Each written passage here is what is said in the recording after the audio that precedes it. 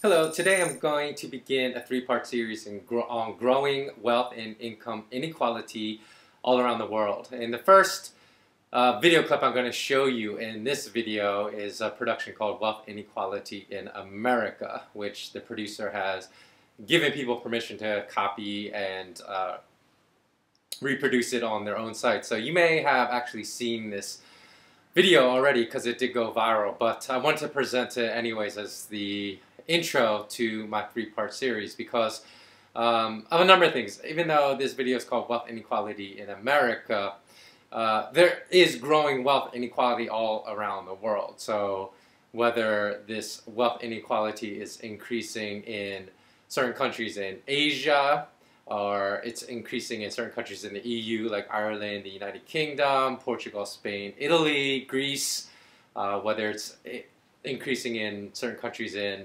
Africa or South America like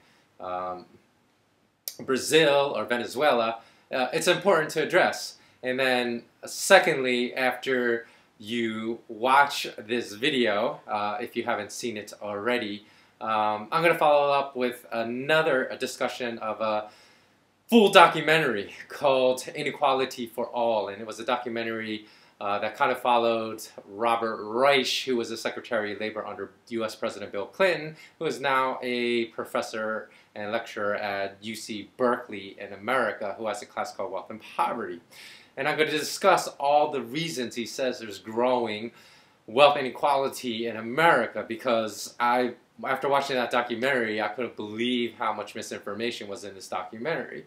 So I think it's important to discuss these factors as well, because a lot of people look at anyone that discusses growing wealth inequality as trying to cause some kind of class warfare, and that's not it. Actually, what I want to do with these three videos, this three-part series, is to raise the questions of why is there growing wealth inequality. So let's not focus on the fact that there's growing wealth inequality all around the world, but let's focus on what the reasons are, because a lot of times people never look at the roots of the problem. So they just look at the they look at the symptoms. It's like someone that's a physician just looking at the symptoms, trying to treat the symptoms, but they never treat the root causes. So the symptoms go away temporarily and they go back. So that's what's happening economically, financially around the world. People are just trying to treat the symptoms. They don't look at the root causes, but we really need to delve deep into what the root causes are to understand how to solve this problem of massive and growing wealth inequality all around the world. So one other thing we'll focus on in part 2 of the series is just the language of lies, what I call the language of lies, because that also leads to great misunderstanding of what is really happening, because there's been a lot of language that is being misappropriated by many of the world leaders, whether it's presidents, prime ministers, whether it's top bankers, and they refer to things such as free markets when there are no free markets, because look up the definition of a free market and you will understand why there are no free markets today, because if your country has a central bank, by definition there cannot be a free market.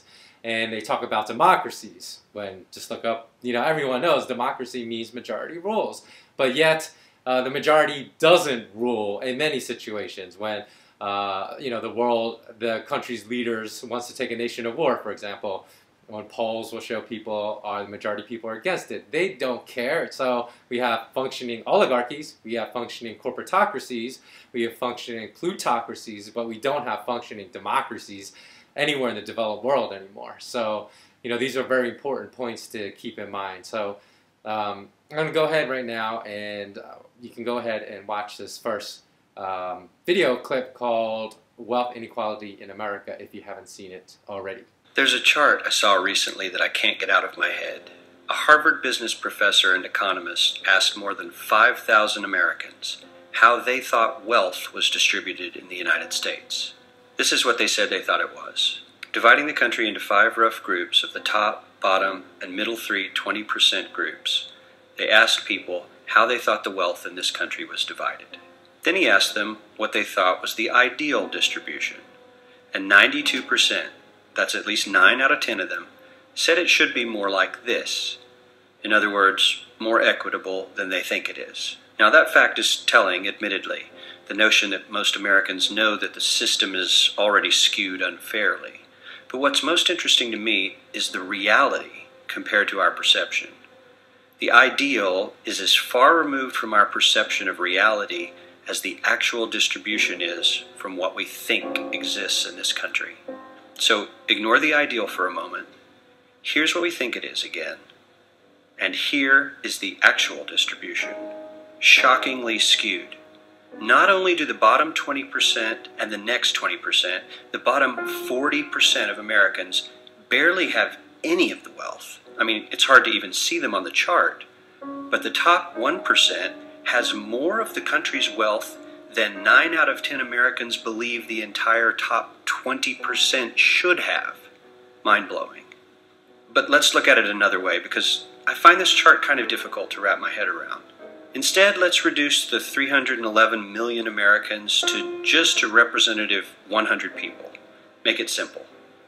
Here they are: teachers, coaches, firefighters, construction workers, engineers, doctors, lawyers, some investment bankers, a CEO, maybe a celebrity or two. Now let's line them up according to their wealth. Poorest people on the left, wealthiest on the right, just a steady row of folks based on their net worth. We'll color code them like we did before based on which 20% quintile they fall into. Now let's reduce the total wealth of the United States, which was roughly $54 trillion in 2009, to this symbolic pile of cash. And let's distribute it among our 100 Americans. Well, here's socialism, all the wealth of the country distributed equally. We all know that won't work. We need to encourage people to work and work hard to achieve that good old American dream and keep our country moving forward. So, here's that ideal we asked everyone about. Something like this curve. This isn't too bad. We've got some incentive, as the wealthiest folks are now about 10 to 20 times better off than the poorest Americans.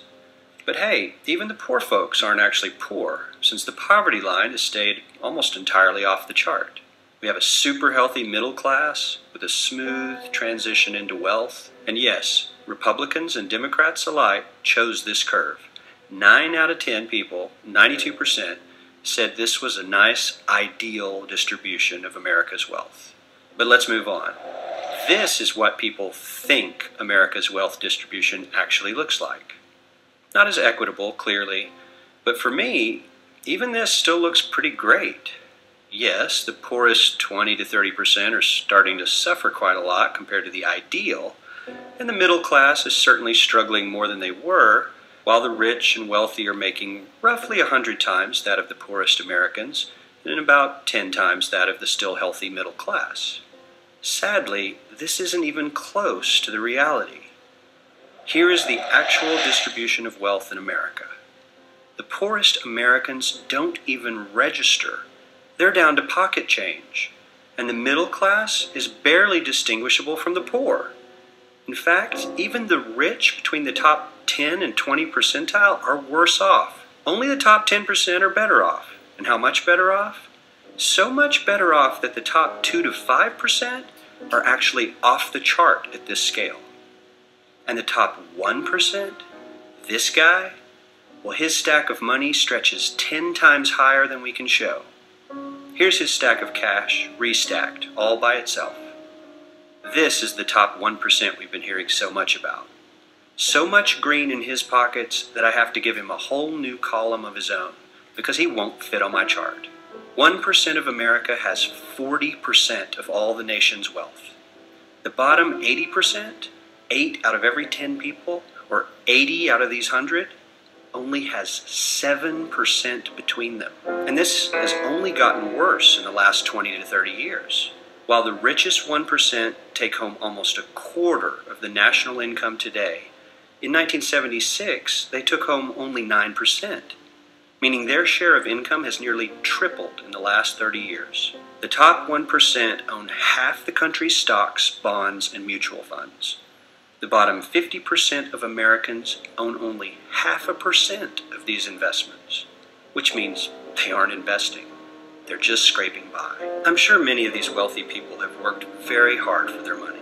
But do you really believe that the CEO is working 380 times harder than his average employee? Not his lowest paid employee, not the janitor, but the average earner in his company. The average worker needs to work more than a month to earn what the CEO makes in 1 hour. We certainly don't have to go all the way to socialism to find something that is fair for hardworking Americans. We don't even have to achieve what most of us consider might be ideal.